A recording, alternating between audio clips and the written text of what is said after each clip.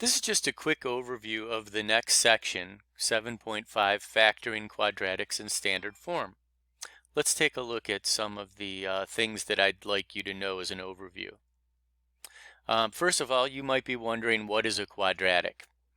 Equations like y equals 3x minus 7 are considered linear because the highest power of any variable is 1. Also, linear functions have a graph that is a straight line. Equations like y equals 5x squared minus 4x plus 2 are considered to be quadratic because the highest power of any variable is 2. Quadratic functions have a graph that is a parabola, and we'll see that soon enough. Now, the word quadratic is thrown around in algebra class quite a bit. Let's take a look at several of the common uses, and I want to give you a quick example of what each looks like. This is known as a quadratic expression, and it's called an expression and not an equation because there's no equal sign. It's just simply a mathematical expression. We happen to call it quadratic because there's a variable raised to the power of 2. This guy is called a quadratic equation, and the only difference between it and the first one is that we have equal 0. Now, you can have quadratic equations that are equal to other numbers other than 0.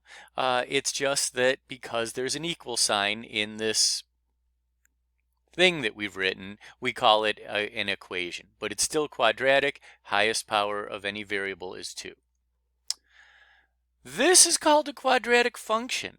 Functions typically are things that we can graph on a coordinate plane with an x-axis and a y-axis. So you'll notice that we have x's, but we also have y. And again, it's quadratic because the highest power of any variable is 2. And finally, something that a lot of students can get confused about is this guy here is known as the quadratic formula. That's a little bit different than the first three. It's still related to quadratics, but it is a formula that we use in order to solve quadratic equations. Okay, so anyways, I just wanted to give you a brief overview on some of the different ways we'll use the term quadratic, certainly in this next section. Now, one of the important things about factoring quadratics in standard form is you should know what standard form is. First of all, standard form of a quadratic is when you have ax squared plus bx plus c. Doesn't have to have equal 0, but standard form has we'll put some number a in front of the x squared, some number b in front of x, and then some number all by itself, and we'll call that c. When we write a quadratic, we prefer to write it in this order with the highest power first, then the next lowest power, then the next. Now, another thing that we need to know is the definition of the word terms, and you'll see why in just a minute. Terms are things that are added together. Why do we care? Because a quadratic or a linear equation is a form of a polynomial. And I'd like you to know what polynomials are. And the one quick, easy definition for polynomials is many terms. And if a polynomial is many terms, it'd be nice if you knew what terms are. Terms are things that are added together. Now, if we have 3 terms, 3 things added together, we call that a trinomial. That's a kind of polynomial. Trinomial just means 3 terms. In the case of this quadratic, ax squared plus bx plus c is a trinomial with 3 terms. Again, here, ax squared is a term, bx is a term, and c is a term. Okay. Let's talk about factoring a quadratic that is a trinomial. Factors, it's important we know what they are. They are things that are multiplied together. If we have 2 things multiplied together, if we have 2 things added together, we call that a binomial. 2 terms, binomial. That's a kind of polynomial. This is an example of 2 binomials being multiplied together. 2x plus 3 is being multiplied times 3x minus 7. Each of those is a binomial, But each of those is also considered to be a factor because we're multiplying these two things together. 2x plus 3 is a factor, and 3x minus 7 is a factor.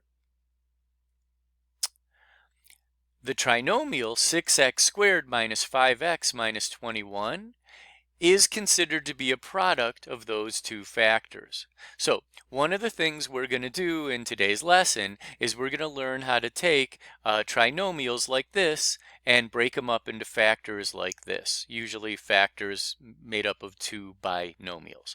That's a lot of language, but I wanted to make sure you guys had the language explained by me before we dive in and work on problems. Now, why do we care about quadratics? Because there are situations in life where information in front of us just happens to arrange itself in a quadratic form.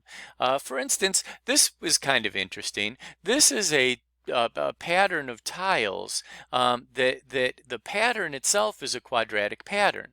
If we could write out the quadratic equation or function for this pattern, well, if we could write out a function for this pattern, the function would be quadratic. We'll look at that more another time. I just wanted to give you some idea of when we use this stuff. Here's another one. This is a problem where we have two rectangles, and one of the rectangles has a part that's unknown, has an x in it. And it turns out we could use our knowledge of quadratics to figure out what x is, as long as if we knew what the area of either one or both of these rectangles was. So that's another possible application. And one of the things that I think is most interesting is this idea of solving projectile motion problems. It turns out that anything you throw up into the air and it comes back down obeys a quadratic function. And this upside down parabola is an example of a quadratic function being graphed. And we can actually, hopefully you guys can see here, here is the quadratic function for this graph. H is equal to negative 16 times t squared plus 80 times t plus 200. That is a standard formula for projectile motion. And we'll talk about that in future videos. We're also going to talk about more than one method for factoring quadratics. We'll talk about the x-factor method, and we'll talk about the area model or the box method. That's all I got for my intro video. In the next video, I'll go ahead and work through some examples with you.